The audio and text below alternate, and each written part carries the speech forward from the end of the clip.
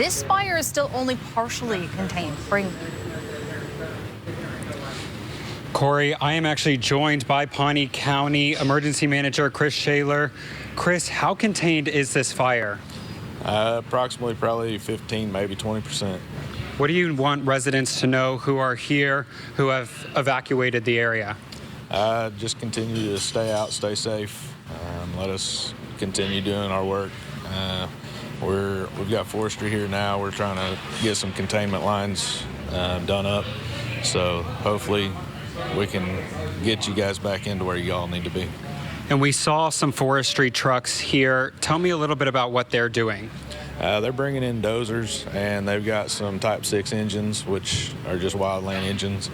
They'll come out and help us give some of our guys some relief since they've been out here since about 1:30 this morning. So that'll help us out a lot to get some refreshments in these guys. Thank you so much, Chris. What they have said is that since Tuesday of last week, they have been on call 24/7, so this has been an exhausting week for them.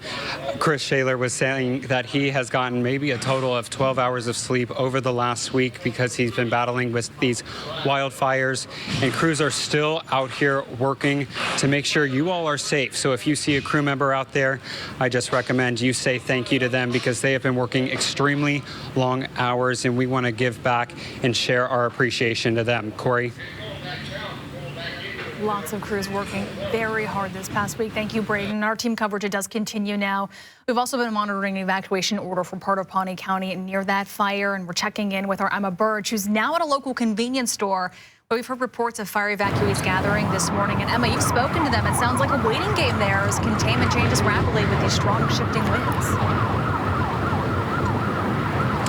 Yeah, that's right, Corey. Many of who I've spoken to said they're just sitting around waiting to hear if there's an all clear, if they need to move somewhere else. And with this wind, if you can see behind me, I want to talk about this. These shingles on this roof have been blowing ever since we got here, and I'm surprised none of them have been blown off yet, but that's just how strong this wind is. Cars are shaking, dust blowing everywhere, and all I'm saying is these evacuees have just been sitting around waiting. This is the worst part for them, is what they told me, is just not knowing if they're going to go back to their home or not. And so hopefully, when this wind hopefully dies down and the fire crews can contain this fire, that they'll be able to go back to their home. But for now, it's just a sad waiting game for now. But for right now, I'll toss it back in the studio to you, Corey. All right, Emma, thank you very much. And just real quickly, back here at home, and we just got a word from the Jinx Fire Department that they're getting calls about smoke near Highway 75. If you're traveling, you will see it. That's by the Creek Turnpike. They say that smoke is from existing fire at Gem Dirt near 96 and 33rd West Avenue. That began on Monday. That apparently has reignited, causing a lot of smoke in the area. We do have a crew headed to that scene right now. But these high winds causing a lot of issues this morning, a lot of power outages across the state. According to PSO, we're seeing over 4,000 total and about 1,200 across Green Country specifically. Please be careful out there right now. You can find all of those updates that you need to know on our live blog, on our website, kjrh.com. We're going to be updating that continuously throughout the day. Let's go to meteorologist Emma Landeros. She's got a look at that forecast today.